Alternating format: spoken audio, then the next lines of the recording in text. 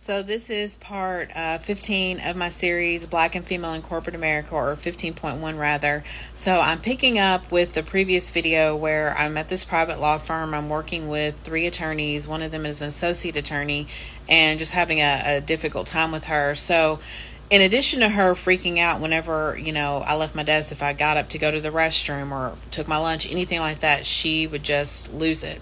So one of the things that she did, and this is going to tie into how they're trying to get their old assistant back.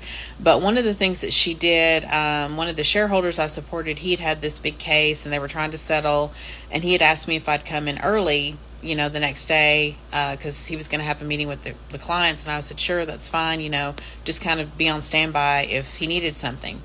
And this was during the summertime, so this was when they had the summer associates there, and she had been placed in charge of a group of associates. So get to the office early the next day. The shareholder I was working with that had asked me to come in early had said, I'm sorry I didn't get a chance to call you, but we were able to go ahead and settle the case, so I don't need anything. And he said, if you want to, you can leave early this afternoon. I said, okay, thanks. And I said, do you mind if I go across the street and get a cup of coffee, or, do you need anything right now? And he was like, no, that's fine, go ahead.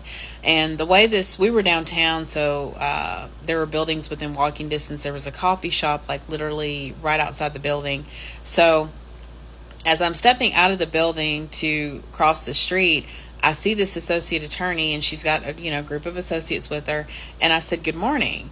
And she just stopped and looked at me, and she just went, where do you think you're going? And I just kind of looked at her, and I just crossed the street, didn't say anything, didn't answer, didn't give an explanation, nothing. I just crossed the street, got my coffee. And so then I come back to the office, and she's in her office at this point.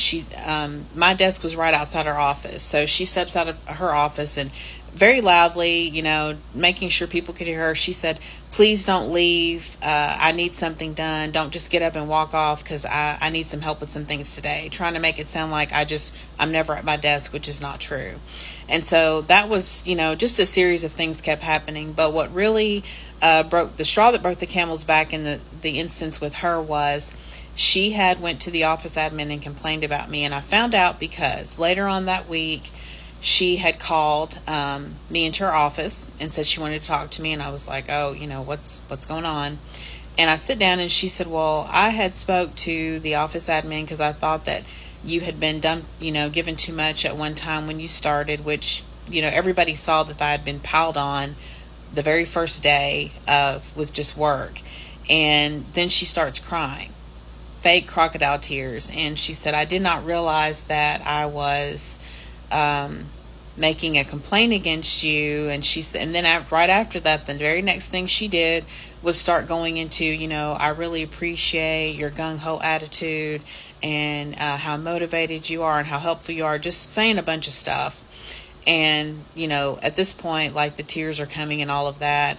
And she said, I just didn't realize I was making a complaint. But if anybody says anything to you, that's what happened. But I didn't mean to cause any trouble. And she just kept going on and on. Finally, when she finished, I just looked at her and I said, well, nobody has said anything to me today. And I get up and I walk out of her office. So at this point, I knew something was going on. So I emailed the office admin, asked her if I could speak to her. And, she said, sure. And I was like, now is a good time for me to come down, because she was on a different floor. And she said, yes. So I go down there to talk to her, and I just relayed the conversation I had with this attorney. And I said, what exactly is going on? What did she do? So the office admin looks at me and rolls her eyes, and she said, here's what she did. She came down here and complained about you. And she showed me this 2-page list of things that she had written down and said that I was doing wrong. And one of them is pretty much everything that she said that I did or accused me of, she just twisted it around. A lot of times when the other attorneys, because they're shareholders, if they were traveling, they would text me, because it was easier for them to reply to a text than an email. So I would just have my iPad out, because we had like a stipend that we would get for using, devices and everything. And it was just easier to respond. And on one particular day, this associate needed something.